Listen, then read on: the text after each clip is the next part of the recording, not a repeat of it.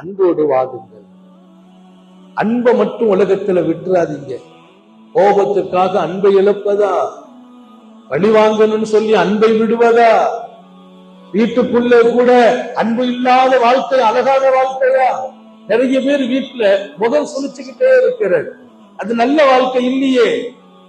சில பேருக்கு மனைவியை பார்த்தாலே டென்ஷன் தான் வருது, சில பேருக்கு பிள்ளைங்களை பார்த்தா கோபம் வருது, சில பேருக்கு வீட்டை பார்த்தாலே கொஞ்சம் மனசு கஷ்டமா இருக்குது. அது அன்புடைய வாழ்க்கை அல்ல.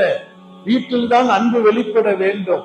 பெருமானார் ஸல்லல்லாஹு அலைஹி வஸல்லம் ஒரு ஹதீஸ் அழகா சொன்னாங்க, லன் துமினு, தோழர்களே நிச்சயமாக நீங்கள் விசுவாசிகளாக ஆக முடியாது.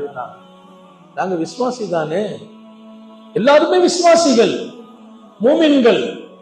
லன் துமினு, அந்த லன் என்ற அரபி சொல் இருக்கு பாருங்க, மூமினாக முடியாதுங்கிற அர்த்தம் இல்ல, நிச்சயமாக உறுதியாக மூமினாக முடியாது என்கிற அழுத்தத்தை தருகிற ஒரு வார்த்தை லன்.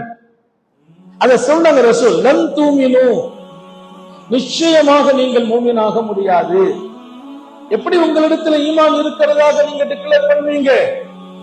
எதுவரையிலும் ஈமான் இருக்குது அப்படின்னு சொல்ல போகிறாயா? நான் அல்லாஹ்வுக்காக சொல்லுகிறேன், நோன்பு வைக்கிறேன், இதுல ஈமான் இருக்குது. ஈமான் என்பதை நான் எப்ப உறுதிப்படுத்த முடியும்? அத்தா தர்ஹமு, நீங்கள் அன்பு காட்டும் காலம் உங்களுக்கு வரும் வரையிலும் நீங்கள் விசுவாசிகள் அல்ல.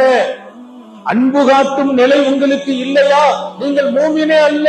நாங்க தொழுகிறோமே, நீ தொழுகிறப்பா, ஈமான் உங்ககிட்ட இன்னும் வரல. நோன்பு வைக்கிறோம், ஈமான் முழுசா வரல. அதை எவ்வளவு தெளிவாக, நிச்சயம் மூமினாக நீங்க முடியாது. அன்பு வர வேண்டும், அன்பு காட்டினாதான் மூமின்.